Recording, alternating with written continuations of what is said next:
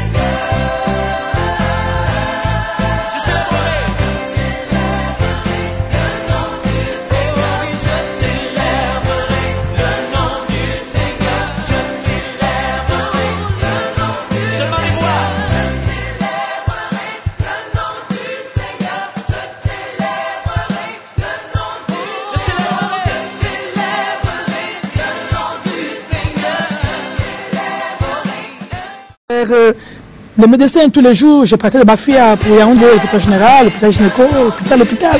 On me dira, oh non, il faut que tu mettes des sondes pour que tu puisses même parvenir à... Il faut mettre les sondes. Donc, c'était vraiment devenu compliqué. Médicament sur médicament, il fallait mettre des sondes. Moi, je dis non, cette histoire-ci. Alors, je dis, si Dieu m'a délivré de la stérilité, s'il m'a donné des enfants aujourd'hui, ça veut dire aussi qu'il peut m'en délivrer. Cette histoire des sondes dans les narines, avant qu'ils ronronnent les oreilles, mais je ne peux pas. Et j'avais atrocement mal à la tête. Très mal alors. A dit, je sentais continuellement comme des cloches. La cloche consonnait sur ma tête. Bam, bam. Donc, bref, ça n'allait pas. Donc, il fallait que je devienne folle. Dans une révélation, ça me montre, on avait donné un nom, Léa, spirituellement. Et quand je me disais, Léa veut dire quoi? Léa veut dire la folle. Donc, tout était parti pour que je devienne folle. Et je commençais à avoir des pertes de mémoire. Et vous pouvez parler là. Je dis, qu'est-ce que vous avez dit? Je ne me rappelais plus de rien. Des pertes de mémoire. Il fallait que je reste calme pour que ça revienne. Donc, le Seigneur m'en a fait grâce. Et comment le Seigneur me fait grâce? Le Seigneur permet, toujours à la prière, j'ai une révélation où le Seigneur utilise sa servante Maman Olangui. Elle tenait ma main. Elle dit, devant moi, il y avait une glace, donc un grand miroir. Maman Olangui qui tient ma tête, elle me dit, regarde ton problème. Donc, elle tenait ma tête pour que je puisse voir en face du miroir qui était. Elle me dit, regarde ton problème. Tu te plains, ta tête, ça ne va pas. Regarde. Quand je regarde dans le miroir, je vois c'est moi, c'est ma tête. Mais qu'est-ce qu'il y avait sur ma tête? Sur ma tête, moi je croyais avoir une seule couleur de chevelure, noire. Mais il y en avait 3. Cheveux noirs, cheveux rouges, cheveux marrons. Et Maman Olangui me dit dans la révélation, ça c'est le couronne. Couronne de serpent, couronne de sirène. Pour dire que ce que j'avais comme maladie, l'origine était quoi? Le serpent. Parce qu'effectivement, dans la maison de mon père, on adorait le serpent bois. C'était l'idole, la maison de mon père. Dans la maison de mon père, on a dit, les origines de nous les enfants, c'était la sirène. Parce qu'on disait, mon papa, comme il voyageait beaucoup de par le monde entier, on disait c'est dans les eaux, dans les océans, qu'il allait prendre les enfants et mettre dans le ventre de ma maman pour qu'elle puisse mettre au monde. Donc, quand je dis cette révélation, je comprends qu'il y a un problème. Le serpent bois, problème des esprits, des eaux. Alors, le Seigneur me fait grâce, je quitte le Cameroun, je viens ici à Kinshasa. Quand je veux partir un mois après, maman me dit non, toi tu vas rester. J'ai fait, au lieu d'1 mois, j'ai fait 6 mois. Je chante à profondeur. Avec le suivi, les cureurs, les enseignements, où même je vais comprendre qu'il y a un problème sur ma chevelure. Et je vais la raser. Donc je vais raser la chevelure. Quand je rase, qu'est-ce qui se passe? Ce jour, le lendemain, je vais aux orateurs. Au papa et maman, Olangui était assis sur la véranda. Quand maman me voit, elle me dit, maintenant, l'arbre de la mort est tombé. L'arbre de la mort est tombé. Je dis, pardon maman, elle me dit, l'arbre de la mort est tombé. Et la même nuit, quand je rentre à la 17e de ma chambre, ça me montre un grand arbre, un baobab, qui était tombé jusqu'à les racines du baobab était arraché, était sorti du corps. Donc ça, c'est vraiment le début maintenant de mes délivrances sur le plan de santé. Voilà. Quand j'ai donc ces révélations, je rentre au pays. Je continue dans les prières. Boum. Qu'est-ce qui se passe? Le Seigneur me dit le serpent. Donc, cette couronne qu'il y avait sur ma tête, c'était le serpent. Comme j'ai brisé la loi, maintenant il fallait que ce serpent me tue. C'est pourquoi maintenant j'ai commencé, il fallait faire la folie. Il fallait maintenant faire quoi? Les pertes de mémoire. Maintenant à la gorge, maintenant les oreilles, rien n'allait. Il y a donc maintenant un séminaire qu'on a organisé, c'est Papa Pacifique Soubou, qui vient animer le séminaire à Yaoundé. Je quitte Bafia pour Yaoundé pour assister à ce séminaire. Pacifique qui est d'ailleurs, il est en Afrique du Sud, hein. On les salue avec sa femme Ketia Olangui. C'est un couple extraordinaire, ils nous reçoivent quand on vient en Afrique du Sud, de temps en temps on passe par eux. Ketia et Pacifique, je vous salue. Ouais, que le Seigneur les bénisse vraiment. Alors j'arrive dans la salle à Yaoundé, juste quand Papa Pacifique est entré au podium, il est entré au podium, que Dieu lui dit qu'il y a un papa dans la salle qui a les problèmes d'audition. Bon, le diable a voulu m'aveugler pour dire non, il a parlé de... Tu es une femme. Papa, toi tu es une maman. Mais moi j'ai pris ça dans le sens spirituel. Parce que je dois noter que moi je suis une femme de foi. Moi j'ai appris à avoir la foi. C'est-à-dire, moi-même quand je vois noir, je dis, non, je crois. Moi je crois fermement, je dis, Dieu est capable. Je dis, même s'il a dit un homme avec grand H, c'est aussi une femme. Moi j'ai foncé, je suis allé au podium. Il faisait l'appel. Je n'avais pas d'argent, donc je dis, je vais monter. Comme il a parlé, moi je suis allé. Et quand je suis allé au podium, il a imposé les mains sur ma tête. Il a dit, la malédiction tombe maintenant. Ton problème te quitte maintenant. C'est ça que j'ai suivi comme parole. Le reste, comme je t'ai parlé, je n'ai plus suivi. Mais toujours est-il que la délivrance a été déjà déclenchée. Plus tard, Dieu a fait grâce, m'a envoyé en mission en Centrafrique. En Centrafrique, nous étions avec le docteur Ebenezer.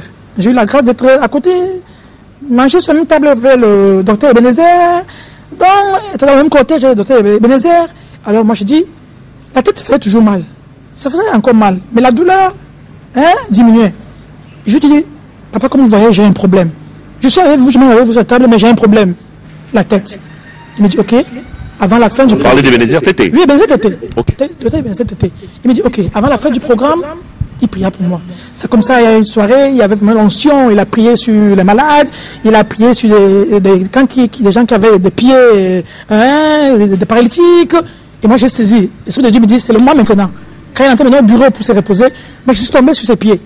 Il s'est rappelé du fait que je l'avais déjà vu. Il a imposé ses mains sur moi, il a fortement prié.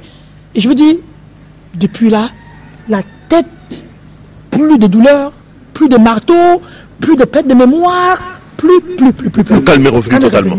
Maintenant, donc, je reviens à ce que Dieu a fait à travers par Pacifique, ce bout. Quand donc il impose ses mains sur ma tête, disant le problème est parti, vos contentions sont tombées, quand je rentre la même nuit à la maison, parce que je n'aime pas sur le lit, moi j'ai appris à dormir par terre. Alors, s'il me montre une révélation, un papier, il me dit, regarde, tout est clair. Ça, c'était ton système ORL. C'est le cancer de gorge que tu avais déjà. C'est pourquoi, et ta gorge, et tes oreilles, et la tête, donc ce serpent-là, le monde ténèbres, m'avait déjà injecté quoi? Le cancer. Pour dire qu'il y a beaucoup de maladies dont les gens souffrent aujourd'hui, qui ne sont pas des maladies simples. C'est vraiment spirituel. Moi, je suis un témoignage vivant. Je parle de ce que Dieu a fait dans ma vie. Si Dieu n'était pas intervenu dans ma vie, je serais mort depuis. Alors, je vais tout ce papier dire, regarde, tout est clair, tu n'as plus rien. Et dans la révélation, je vomis une masse. Elle dit une chair, elle dit une masse grosse. Elle dit sanglante. Elle dit qu'elle avait du sang là. J'ai vomi, et nous avons même me dire, regarde, c'est la chair humaine. On t'avait fait avaler la chair humaine pour que ça cause des ramifications partout que le cancer. Et maintenant que la chair humaine, je l'ai vomi, c'est comme ça que vous voyez aujourd'hui, je m'exprime normalement, je parle bien, j'entends bien, et c'est fini. Terminé avec les hôpitaux, les spécialistes, puis, et il y a même une maman qui peut témoigner, elle est docteur, elle est à Douala, elle est combattante, qui me suivait, docteur Moreau, mais elle-même, je lui dis, docteur, je suis plus revenu dans votre cabinet parce que Dieu m'a guéri. Dieu m'a guéri. C'est extraordinaire. C'est donc comme ça que ça c'est parti. Pour le cancer de la gorge, pour la tête, c'est parti. Maintenant, après ça, c'est maintenant au niveau de l'utérus. Il y a maintenant une grosse masse qui se forme au niveau de l'utérus, de façon que toute la voie était fermée. Donc, il n'y avait même pas moyen d'avoir des rapports avec mon mari. Moi, je dis maintenant, je vais maintenant commencer à aller à l'hôpital, maintenant aller montrer tout mon corps devant les médecins occultistes. Moi, j'ai dit non, Seigneur, tu m'as délivré de la stérilité, qui était vraiment un géant dans ma vie. Tu m'en as donné pas un, pas deux, pas trois, mais 5. Tu m'as délivré de ce problème-là qui me rendait déjà folle, la tête, le cou, les gorges. Tu m'en as délivré. Cette masse dans mon utérus, moi j'ai commencé à parler de la masse. Toi, masse là, que tu sois cancer, que tu sois, je te dis dans le nom de Jésus-Christ, tu es vaincu. Tu es vaincu. Et c'est ce que je dis, je dirais pas à l'hôpital. J'ai commencé à prendre des jeûnes et prières. Je ne priais. Plus je priais, la masse diminuait. Plus je priais, la masse diminuait. Plus je priais, la masse diminuait. Jusqu'au jour où la masse a disparu complètement. Et ça, je dois vous dire, papa, pour confirmer le message du combat spirituel. Ceux qui disent que le message du combat spirituel, c'est un mystère, c'est la magie. Je dis non. Que le diable ne nous aveugle pas. C'est un ministère que Dieu a envoyé pour libérer les captifs, comme moi autrefois. C'est un ministère que Dieu a envoyé pour libérer, pour ressusciter les morts, pour sortir les prisonniers de leur prison. Ça, je le confirme. Pourquoi? Parce que ce cancer de l'utérus que j'avais à mourir, qui était la cause principale, qui était la gelée principale, c'était ma propre mère. Si je me souviens, c'était ma propre mère. Pourquoi? Parce que quand Dieu m'en délivre, elle est choc. Elle est choc. oh, maman est malade. Elle a un cancer de l'utérus. Dieu me fait grâce, je reviens ici à Kinshasa. Dans les prières, suivi par les cureurs, je partage à mon cureur, maman Priska, vraiment, que Dieu la bénisse. Quand je lui dis, elle me dit, mais maman Béké, mais c'est ça, le cancer dont tu dois mourir. Comme Dieu était venu. C'est retour à l'expéditeur. L'expéditeur. Vous voyez un peu, parce que pendant ce temps, j'avais de Dieu combat. Témoigner là, c'est facile. Je ris, c'est facile. Mais vivre ce que j'ai vécu, j'ai dit, il n'y avait que la grâce de Dieu pour me donner la force de pouvoir arriver là. À un moment, je croyais craquer. Parce que je voyais des persécutions, je voyais des relations. Je me disais, ma maman, elle m'aimait beaucoup. Dans la famille, on savait, non, s'il faut avoir quelque chose, il faut passer par maman, que c'est elle, la confidente, la complice de maman. Mais je ne savais pas. Dans le fond, il y avait les choses. Il y avait quelque chose. Je ne savais pas que c'est elle que l'ennemi utilisait pour vraiment me détruire. Alors, je donne une révélation pour confirmer que c'est vrai. J'ai une révélation où, à ma gauche, derrière, il y a un gros serpent en bois. Je vous ai dit au départ, ça c'était les origines de mon père. Un gros serpent en bois qui me poursuit. À ma droite, un homme blanc qui me poursuit. Je vous ai parlé aussi de la sirène, les esprits des eaux, les alliances que mon papa avait tissées avec les esprits des eaux. Je suis en train de courir et là j'avais la Bible dans la main. J'ai dit, je dois partir, on ne peut pas m'attraper. Quand j'arrive à un carrefour, je me dis, bon, voici le lieu où je vais. Lui, ma maman est là, debout. Pratiquement tous les membres de la famille assis. Et elle, donc, comme chef. Maintenant, quand j'arrive, je la vois. Elle me dit en riant, dans la révélation, tu croyais que tu allais échapper. Maintenant alors, qu'est-ce que tu vas faire? Vous voyez un peu, devant moi, maman, à ma gauche derrière, le gros c'est pas moi, à ma droite. La sirène. Donc tout était fait pour quoi? Je suis parti. Alors dans la révélation, j'ai eu, à grâce de l'autorité, j'ai levé ma Bible. J'ai dit à maman, aussi vrai que le Dieu qui m'a appelé est puissant, ou ça sera toi, avec la sorcellerie, ou ça sera moi, avec Dieu. C'est pour ça que je m'étais réveillé. Donc quand je m'étais réveillé, j'avais compris que le combat était grave. Donc je n'avais plus droit à la distraction. C'était pas des hallucinations comme les gens racontent, c'est de l'occultisme, un couple qui est trempé dans la magie, un couple qui est dans... C'est pas une affaire de magie, je dis c'est une affaire de foi et c'est une affaire de disponibilité. Si vous êtes disponible, si vous avez la foi, si vous êtes soumis, si vous acceptez tourner le dos, si vous acceptez quitter la distraction, si vous acceptez vivre la vie de sanctification, si vous acceptez vivre la vie de sanctification, je vous dis, c'est possible. Et c'est comme ça que c'est passé. Le combat est devenu. Donc il fallait maintenant faire retour à l'expéditeur. C'est comme ça que maman a commencé à couler, le sang. Elle en est morte. Pendant que j'étais ici, pendant les 25 ans, maman est morte de quoi? De cancer de l'utérus. Maman Suzanne Béké, on va me tirer les oreilles par mon réalisateur. On est malheureusement arrivé à la fin de cette émission. Quand vous revenez à Kinshasa, nos portes sont grandement ouvertes. Un petit mot pour terminer cette émission en 1 minute, on terminera par là. Un petit mot pour conclure. Qu'est-ce que je voudrais conclure par la révélation que j'ai eue après le décès de Papa Olangui. Je confirme que Papa est dans la gloire. Ça, je confirme que Papa Olangui est dans la gloire. Qu'est-ce que j'ai vu? J'ai vu Papa Olangui tout de blanc vêtu. Et là, il y avait une foule, une grande foule, qui était assise de part et d'autre. Papa Olangui était là, au milieu. Il demandait à ce que les gens viennent. Il y a quelques personnes autour de lui. Il leur mettait le signe, un signe de croix. Quand il mettait, il disait, je mets sur vous la marque du ciel. Mais qu'est-ce qui s'est passé dans la révélation? Très peu de gens avaient le courage de venir autour de lui. Et maintenant, quand papa regardait à gauche, les gens ne venaient pas. À droite, ils ne venaient pas. Papa était triste. Papa était vraiment triste de voir la foule qui regarde à distance, mais qui ne parvient pas à s'approcher. Et moi, je me dis, mais moi, je ne suis pas approché avec papa. C'est comme ça, la révélation, je me suis approché. Je me suis agenouillé avec papa. Il a mis la marque sur le front. Il me dit, je te mets ma fille, la marque du ciel. Et quand finalement je me lève, je suis arrivé, je me dis, ben, il faut que je quitte ici, parce que le milieu n'est pas très bon. Il faut que je parte ici pour conserver ce que j'ai reçu. Et c'est comme ça. Quand je cherche à comprendre, je comprends, pour conclure, papa s'il vous plaît, qu'il s'agit, il faut chercher, il faut vivre dans la sanctification. Parce que si nous vivons, nous menons une vie de repentance, une vie de sanctification, tout est possible avec les enseignements que nous recevons dans ce mystère. Si les gens ne parviennent pas au miracle, à la délivrance, c'est parce qu'il n'y a pas de sanctification. La foule est là nombreuse, on acclame, mais très peu, comme la Bible dit, beaucoup d'appelés, mais très peu de lui. Merci beaucoup, Maman Suzanne Béquet. Madame, Monsieur, cette émission est complètement terminée. J'aurais bien voulu qu'on puisse continuer, mais bon, à la télévision, c'est le temps. Bon séjour ici à Kinshasa. Merci. Merci vraiment pour l'accueil. Merci, que Dieu vous bénisse. Je serais terminé sans dire merci à Maman Olangui. Maman, vraiment, nous disons au Cameroun, moi personnellement, je vous dis, maman, nous vous aimons. Maman, vous n'êtes pas seule. Papa est rentré dans la gloire. Mais nous sommes derrière vous, maman, pour vous aider à continuer l'œuvre, pour continuer à témoigner la puissance de votre Dieu. Que le Seigneur vous bénisse.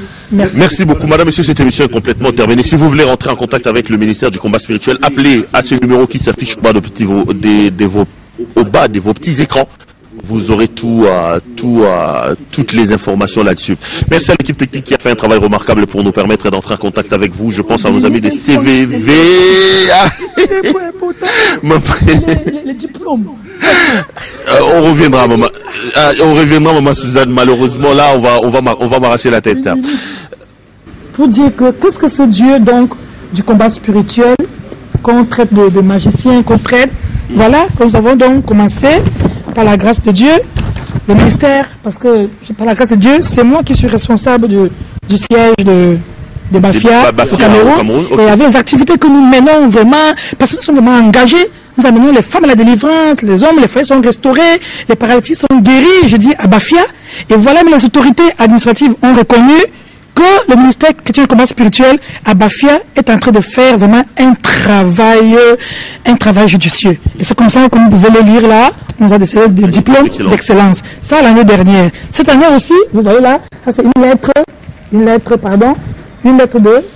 de remerciement. Les autorités, des plus hautes autorités de département du Bafia où nous nous trouvons. Lettre de remerciement, d'encouragement et diplôme que le ministère, grâce au Dieu du combat spirituel. Donc même les autorités pays reconnaissent. Ouais, ils reconnaissent. Donc c'est pour dire que le ministère du combat spirituel, c'est un ministère de délivrance des vies. Bravo à vous. Bravo à vous. Cette émission est terminée. Merci à nos amis des canaux CVV, Ernest et Onema qui étaient les deux derrière les caméras. Tino Luboya nous a assisté. Merci également à vous, Hubert Chipukana, coordination, supervision, réalisation de cette émission. Je vous retrouve la semaine prochaine à la même heure et sur la même chaîne. Bonsoir et bonne suite des programmes sur nos antennes.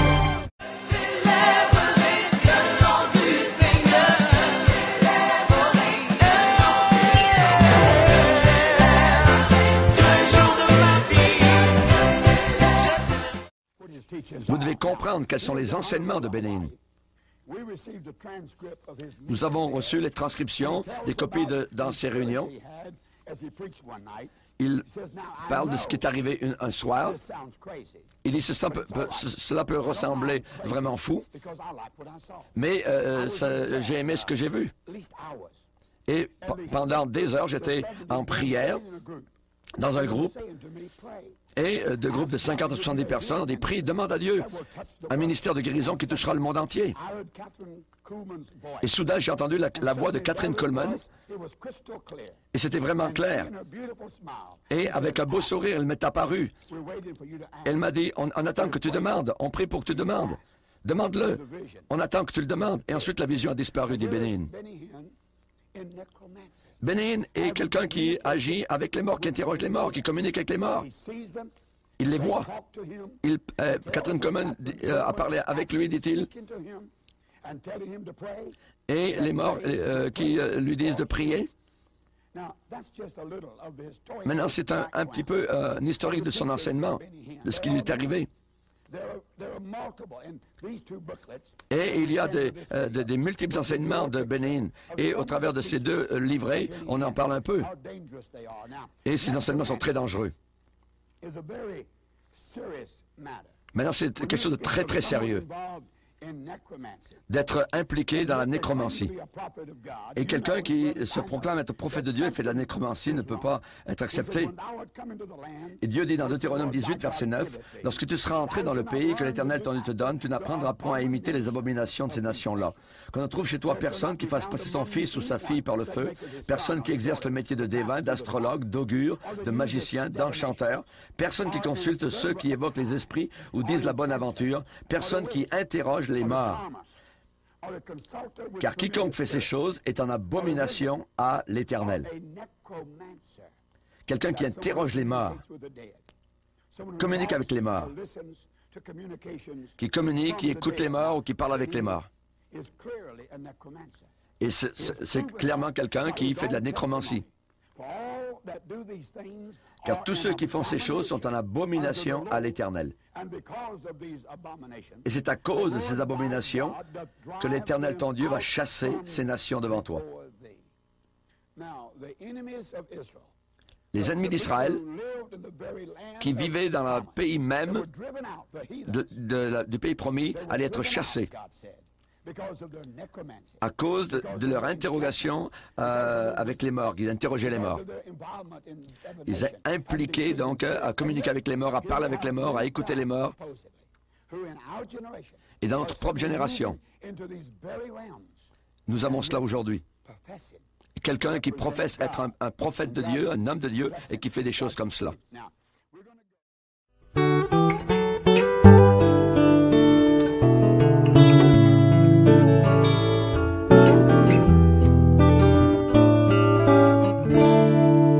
Je chante la croix car c'est la puissance, puissance de Dieu pour moi qui ai cru.